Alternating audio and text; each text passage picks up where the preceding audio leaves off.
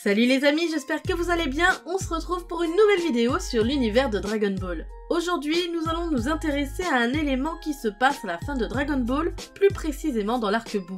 Goku et Vegeta, au pied du mur face à la puissance croissante de Boo, qui venait d'absorber leurs camarades, se mirent d'accord pour mettre tous les deux les Potala qui les mèneront à fusionner ensemble et à créer l'être Végétaux. À l'heure actuelle, nous savons que cette fusion n'est temporaire que pour des humains, et qu'elle ne dure qu'une heure et qu'elle est définitive pour les Kaioshin. Seulement, à l'époque, l'information qui est donnée au lecteur et à Goku et Vegeta, c'est que même pour les humains, la fusion est définitive. Cela signifie que Goku et Vegeta étaient totalement conscients et d'accord qu'ils s'unissaient pour la vie. Et bien c'est sur ce fait que nous allons établir notre récit d'aujourd'hui. Nous allons donc nous intéresser à ce qui se serait passé dans la suite des événements de la fin de Dragon Ball et également de Dragon Ball Super. Voyons ce que ça aurait changé si la fusion avec les Potala avait été définitive et si Végétaux n'avait jamais défusionné.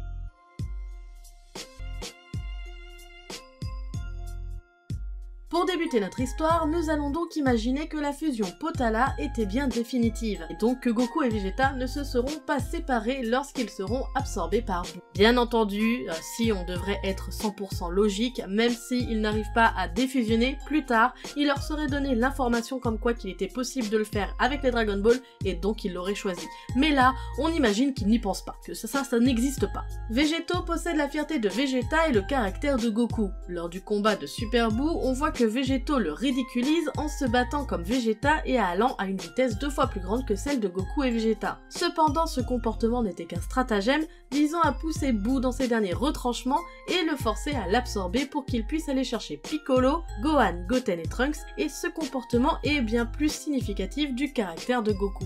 Une fois absorbé, Végétaux découvrira le gentil Boo dans le même état que ses camarades et décidera de le libérer en le décrochant, ce qui fera régresser Boo au stade Kid Boo. Une fois leurs compagnons libérés et qu'ils soient enfin sortis de Boo, Végétaux aura le même plan que dans l'histoire originale et arrivera à battre définitivement Boo. Tous les humains étaient sauvés, la Terre reprenait sa vie comme si de rien n'était. Tout était comme avant à un détail près, Goku et Vegeta qui ne formaient plus qu'un. Autant vous dire que quand Chi-Chi et Bulma apprirent la nouvelle, elles furent bouleversées, ce qui était tout ce qu'il y a de plus normal. Néanmoins, Végétaux apportera du bon à la Z-Team, surtout à la nouvelle génération. Végétaux sera insistant envers Gohan, lui disant que ce n'était pas parce que pour le moment c'était la paix sur Terre qu'il devait totalement arrêter de s'entraîner. Au contraire, c'était le moment idéal pour pouvoir s'entraîner de manière plus assidue. Végétaux prendra également Goten et Trunks sous son aile afin de les entraîner et de peaufiner leurs capacités. Ainsi que ce soit Gohan ou Goten et Trunks, tous travaillaient pour atteindre le meilleur de leurs capacités. Les événements qui se passeront par la suite seront semblables à l'histoire originale. Beerus se réveillera après plusieurs décennies et sera à la recherche du Saiyan de la prophétie du poisson oracle, le Super Saiyan divin. Ces recherches l'amèneront sur la Terre lors de l'anniversaire de Bulma. Que ce soit Gohan, Goten et Trunks ou encore Végétaux, tous étaient certains de ses propres capacités. Ils savaient qu'ils avaient augmenté leur puissance et que s'ils devaient par exemple de nouveau affronter leurs ennemis du passé, déjà ils ne commettraient pas les mêmes erreurs et en plus, ils auraient bien plus de capacité et de facilité à les abattre facilement. Seulement, un détail leur avait échappé. Les Saiyans gagnent énormément en puissance lorsqu'ils sont en danger de mort. Or, même s'ils s'entraînent et qu'ils arrivent au maximum de leur capacité, ils seront confrontés à un mur tant qu'ils n'auront pas ce pic d'adrénaline antémortem. Et cette vérité, hélas, ils se la prendront dans la figure en même temps que les coups de Beerus. Même Végétaux, qui est la fusion des deux Saiyans les plus puissants, ne pouvait strictement rien faire face au dieu de la destruction. Beerus réclama pour la dernière fois de voir le Super Saiyan divin, sauf qu'aucun de la Z-Team ne savait de quoi il s'agissait. Végétaux demanda à Beerus de patienter le temps qu'il puisse se renseigner sur la question. Il demanda à Bulma de récupérer toutes les Dragon Ball pour s'en servir pour poser la question à Shenron. Le dragon leur raconta l'histoire de Yamoshi, un Saiyan ayant vécu plus d'un millénaire auparavant. Il a été le tout premier Saiyan à se transformer en Super Saiyan et en Super Saiyan divin. Shenron parla du rituel. Pour qu'un Saiyan atteigne ce stade, il faut pour cela que 5 Saiyans au cœur pur se donnent la main et qu'ils convergent leur énergie vers un autre Saiyan au cœur pur. La Z-Team se retrouvait devant une impasse. Il n'était pas assez de Saiyans pour pouvoir réaliser le rituel. Si Goku et Vegeta avaient défusionné, ça aurait été, mais là, il leur en manque 2. Soudain, Bulma dit avoir trouvé la solution. Alors que Shenron s'évaporait, elle dit qu'il fallait contacter Table, le frère de Vegeta. Alors que toute la Z-Team était en plein débat, Videl semblait vouloir dire quelque chose, seulement Dende, par télépathie, intervint pour annoncer qu'elle était enceinte et que, grâce au bébé, elle avait de l'énergie Saiyan. Le soulagement fut de courte durée puisqu'il manquait toujours un Saiyan, et Bulma, qui en avait assez de tergiverser, déclara qu'elle allait contacter Table pour qu'il les rejoigne sur Terre. Elle ordonna à Végéto de convaincre Beerus de patienter pendant ce temps-là. Beerus était tout d'abord énervé qu'on lui demande de patienter encore. Croyait-il qu'il n'avait que ça à faire? C'était un peu le cas.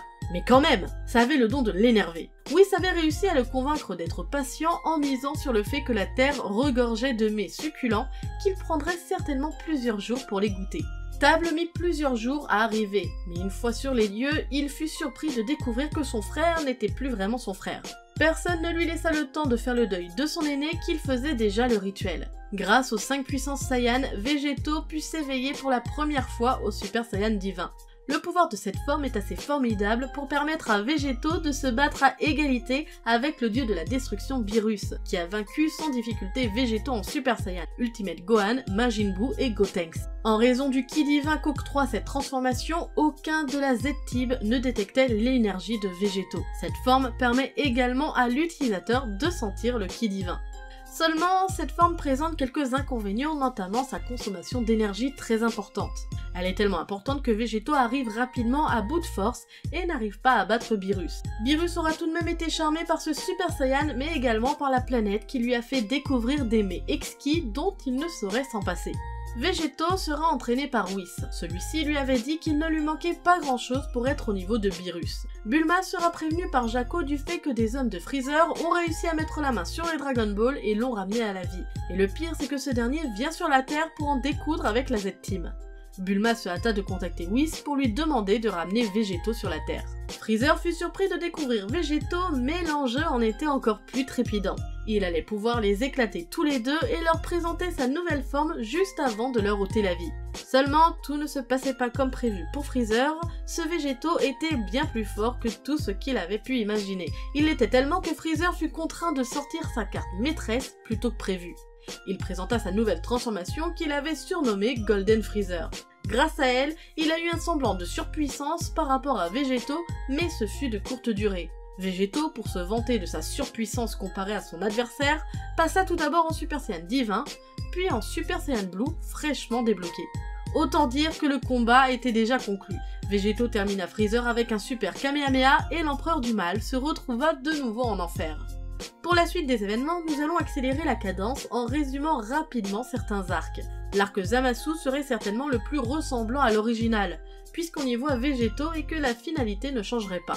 C'est également le cas pour le tournoi entre les univers jumeaux. Même si Hit utilisera une technique inconnue pour Végéto, le Saiyan comprendra rapidement ses secrets et réussira à la contrer. Là où la situation va changer, c'est pendant le tournoi du pouvoir. Tout d'abord, dans la formation de l'équipe qui forcément sera incomplète à cause de la fusion de Goku et Végéto. Sans autre solution et avec un Freezer qu'il fallait impérativement garder à l'œil, le choix se fit sur l'un des plus anciens membres de la Z-Team en qui ils avaient totalement confiance, Yamcha. Yamcha, tout comme Tenshin Han, Tortue Géniale ou encore Krillin, seront les premiers à être éliminés. Végéto devra faire preuve d'une lance à toute épreuve puisqu'il va enchaîner 3 combats d'une extrême puissance. Tout d'abord celui face à Kale, qui ensuite fusionnera avec Caulifla pour donner Kefla, puis face à Toppo et enfin face à Jiren. Le premier combat sera le plus simple, l'inexpérience des deux jeunes Saiyans leur portera défaut face à Végéto. Hélas, pour les deux suivants, il ne pourra pas s'attendre aux mêmes erreurs. En effet, le combat Végéto versus Toppo sera un combat de titans. Chaque coup porté sera d'une extrême puissance. On en serait à se demander ce qui était le plus impressionnant, la puissance des coups ou bien le fait que les deux hommes les encaissaient si facilement. La seule issue du combat qui pourrait permettre à Végéto d'en sortir indemne est de submerger Toppo. Donc le Saiyan déchaîna son énergie sur l'Aikaishin qui sera alors éjecté du terrain suite à l'explosion. Il ne reste que Jiren à vaincre et hélas Végéto est au bout de ses forces. Pourtant, il n'a pas le choix que de se battre pour sauver son univers. Les deux adversaires commenceront à échanger des coups, seulement le Saiyan, acculé par les inefficacités de ses attaques, élabore un Genkidama en dernier recours, en collectant une partie de l'énergie des membres de la Z-Team qui sont dans les gradins. Végéto envoie donc de plein fouet son Genkidama avant qu'il ne soit repoussé par Jiren d'une seule main, rien qu'avec juste une libération d'énergie à travers son regard. C'est seulement avec le Super Saiyan Blue Kaioken x20 de Végéto que Jiren utilisera ses deux mains et poussera un grand cri, ce qui montre qu'il a été obligé de le prendre au sérieux à ce moment-là. Cette attaque causera la disparition de Végéto dans l'arène, étant donné qu'il avait reçu la gigantesque explosion de sa propre attaque de plein fouet. Jiren ne sera pas disqualifié pour autant, étant donné que le Saiyan a encaissé sa propre attaque. Mais Végéto revient dans un nouvel état et parvient à atteindre Jiren. Les dieux ont l'impression de reconnaître l'Ultra Instinct, un mode de combat qui consiste à séparer l'esprit du corps pour se battre instinctivement. Cette technique est très difficile à atteindre même pour les dieux. Mais d'ailleurs les dieux ont l'impression de voir une autre énergie, celle de l'Ultra Ego. Végéto étant la fusion de Goku et Vegeta, il fusionne automatiquement les caractéristiques de chacun. Végéto est sur le point d'en finir avec Jiren, mais l'Ultra Instinct Ego s'estompe. Végéto subit alors le contre-coup de sa transformation. C'est à ce moment-là que C-17, qui n'était finalement pas mort, et Freezer ressortent des débris et reviennent sur le champ de bataille. C'est ainsi que l'Univers 7 remporte le tournoi du pouvoir. C'est ici que se termine ce petit essai qui, je vous l'avoue, est assez léger et un petit peu fanservice. Et vous, que pensez-vous qui se serait passé si Goku et Vegeta n'avaient pas défusionné? N'hésitez pas à nous le dire en commentaire. J'espère en tout cas que cette vidéo vous aura plu, n'hésitez pas à nous le dire au travers des likes, commentaires et partages, ça nous fait toujours super plaisir. Sur ce, je vous dis à dimanche prochain pour une nouvelle vidéo, bye!